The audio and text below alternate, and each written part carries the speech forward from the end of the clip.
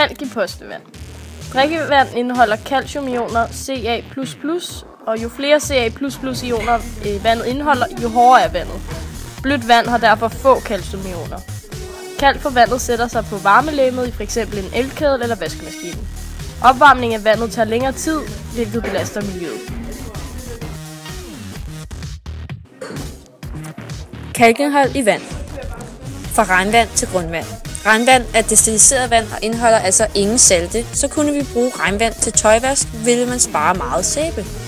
Mens regnvandet falder ned gennem luften, vil det opløse en smule af luftens kuldioxid. Herved bliver regnvandet surt. Regnvandet siver ned gennem jorden, og hvis vandet støder på et kalklag, vil det sure regnvand opløses i kalken. Mange steder i Danmarks undergrund er der jo kalk. Indholdet af kalk varierer en del efter, hvor vi bor. Derfor kan det være mere eller mindre kalk i vandet fra vandhanen.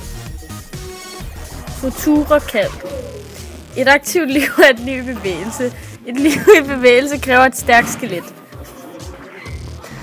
For at bevare et stærkt skelet livet igennem, bliver man nødt til at undgå kalktab. Hvis du indtager den rette mængde kalk, sikrer du nemlig, at kroppen er i stand til at vedligeholde dine knogler.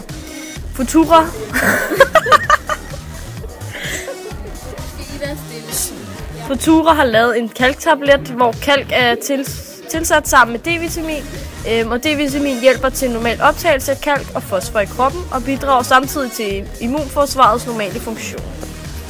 Hvem har brug for calciumtilskud? Langt de fleste danske børn og voksne får rigeligt calcium, fordi de har et stort indtag af mejeriprodukter.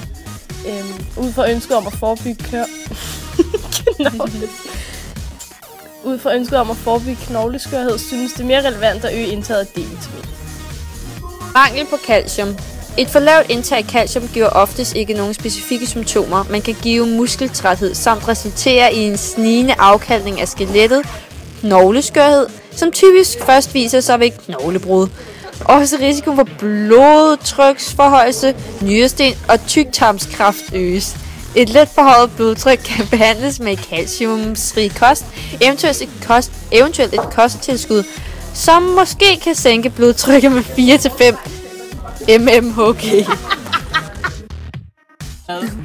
Okay, hvis du ikke kan tåle mælk, kan du i stedet drikke sojamælk. Vær opmærksom på, at calciumindholdet i sojamælk ikke er så højt som i mælk.